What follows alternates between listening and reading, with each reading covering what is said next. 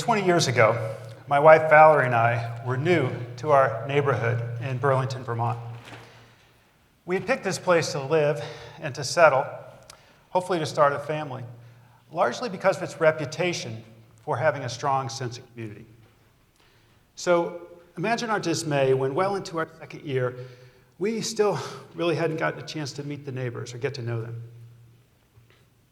Was it us? A sign of the times? We arrived home one summer evening to find dozens of neighbors pulling picnic tables off the street. I went over and I asked, "Hey, what's going on?" And one of them said, "Oh, just cleaning up after the annual block party." I said, "Oh, come on, how'd we miss this?"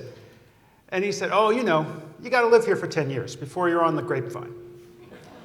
Well, we weren't patient enough for that. The next day, we decided to bake cookies and take them around to the closest neighbors. See, when I was a kid, that's what my mom would do when new folks would move in next door, so it's got to work. As Valerie was headed out the door with, balancing paper plates with fresh baked cookies on them, I said, "Wait, I got a bright idea. Let's switch out the paper plates for real dishes. That way, the neighbors will have to bring back the dishes, and we'll get a chance for a second conversation." Unfortunately, it didn't work out that way. We never got the second conversations in, and we never saw the dishes again. It's true. Well, almost true. We got one plate back about a month later at a yard sale. I'm a little nervous telling that story in this crowd. I don't know if I have any of my neighbors here today. But 25 cents, no questions asked. We put it right. But we'd actually stumbled across something, a fundamental shift in our culture. Something has changed among neighbors over the past few generations. Ask yourself this: do you know as many of your neighbors as your parents did in their day? Or as your grandparents did in theirs? A recent survey found only 1 of 4 Americans know the names of most of their nearby neighbors. Well, after the cookie fiasco, Valerie and I decided to take a different approach. This time we started an online neighborhood forum. This was way back in 2000, internet pioneer days. And it worked, so much so that our neighborhood received national recognition and our online forum was singled out. So 6 years later, now raising 4 kids in a now much beloved neighborhood, we decided to take a gamble and launch our own business, hosting online neighborhood forums across every community in Greater Burlington.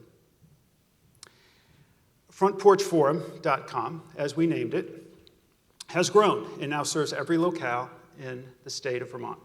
150,000 members participate in their local forums, with more joining every day. And that's in a state with only 260,000 households. Our mission is to help neighbors connect and build community. People post about a wide variety of topics, and they typically get great results. Lost dogs are found, break-ins are reported, ladders borrowed, plumbers recommended, school plays announced, town budgets debated, park cleanups organized, on and on, you name it. Our staff of 16 keep it all flowing. They review every posting before publication. They help small businesses, nonprofits, public officials engage with our members. But here's the thing. In addition to Front Porch Forum members getting great direct results, over time, all of this daily chatter, this kind of give and take among neighbors, adds up to something even more powerful. People start to know more about what's going on around them. They start to get to know more neighbors. And over time, their sense of ownership of place increases. Hey, no one should have to live here for 10 years before they know about their own annual block party. A while back, a single mother asked a favor on her local Front Porch Forum.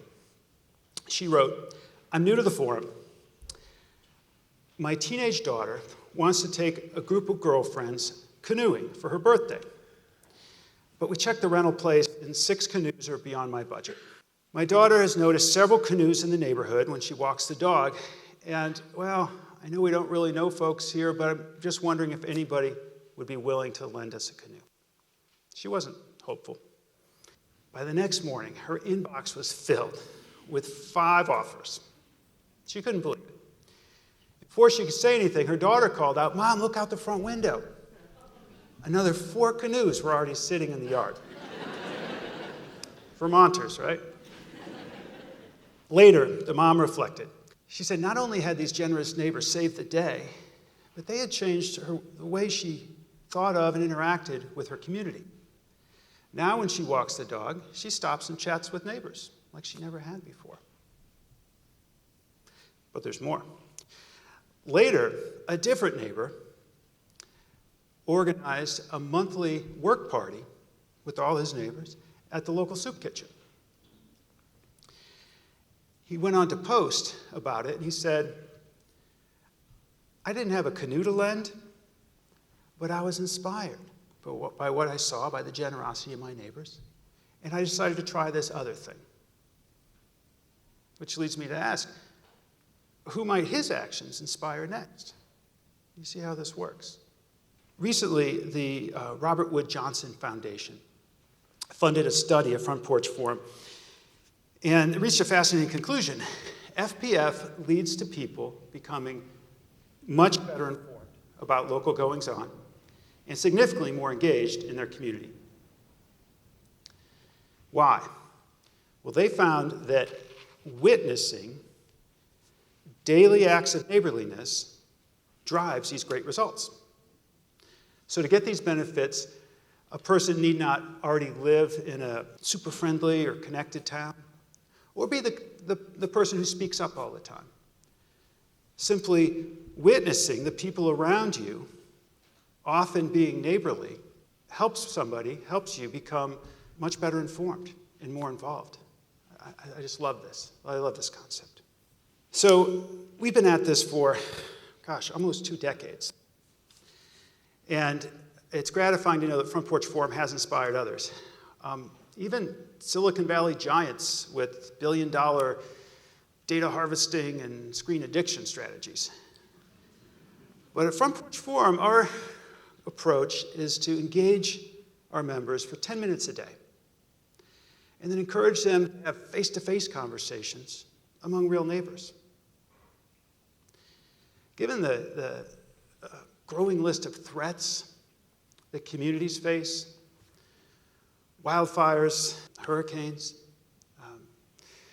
terrorism, nuclear accidents, God forbid, school shootings, the opioid epidemic, it's important to note that experts tell us that strong networks of neighbors are a top indicator of community resiliency. Put another way, when calamity strikes, emergency preparedness kits are important. Plans and training are crucial as well. But the places that rebound the best are those where neighbors know each other, are tuned into what's going on around them, and have a track record of helping each other and working together. I'll close with a challenge. Keep your eye out for daily small acts of neighborliness. Walking over a misdelivered package to a neighbor, lending a tool, being more generous in local traffic. I'm working on that one. And then share what you see with others.